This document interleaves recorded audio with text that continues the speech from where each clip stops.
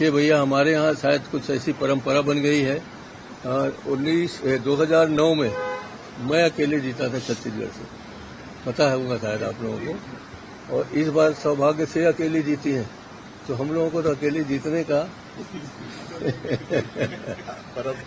परंपरा बना लिया है हम लोगों ने कि कोई बाहरी जैसा भी हो, हम अपने क्षेत्र को संभाल के रखें और हमारा क्षेत्र हमारे साथ है।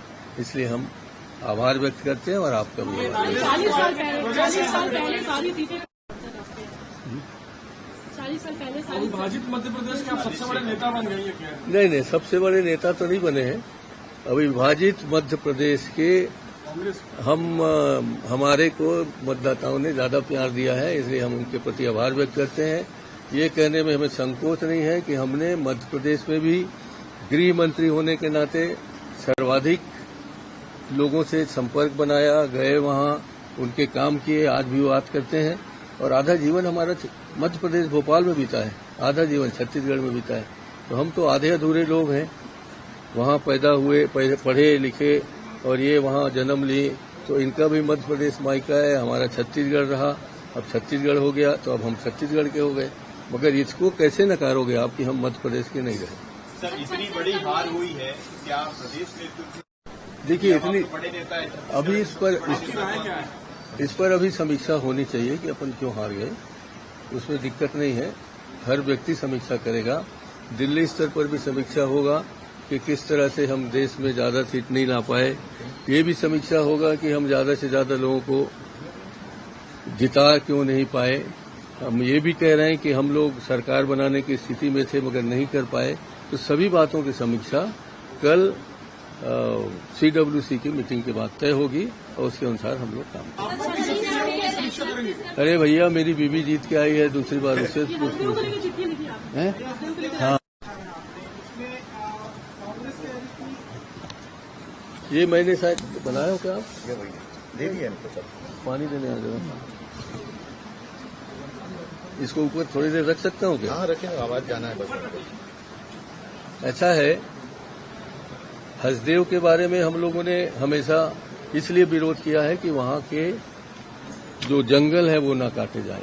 हसदेव के बारे में हमने ये विरोध किया कि हसदेव में जो खदानें हैं उसका सबका उपयोग न किया जाए।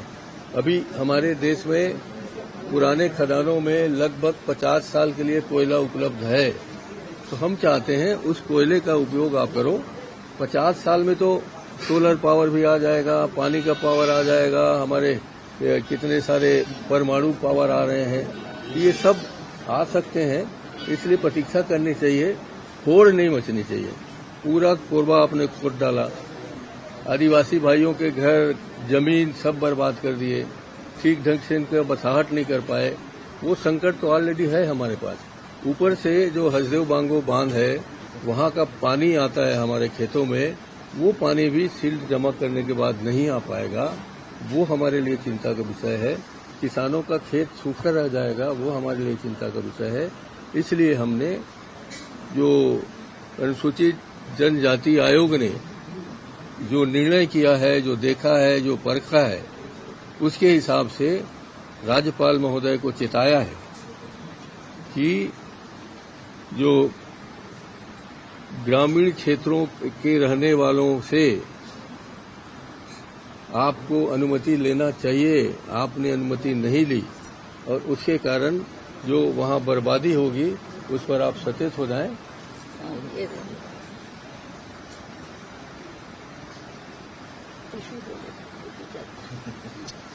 और इसलिए मैं एक पत्र लिखा हूं, ये पत्र है वो। मैं इस पत्र को पहले लिख लिया था और 4 तारीख के पहले देना चाहता था, मगर मैंने सोचा कि आप लोगों के पास समय नहीं होगा, उस समय तो सिर्फ चल रहा था ना।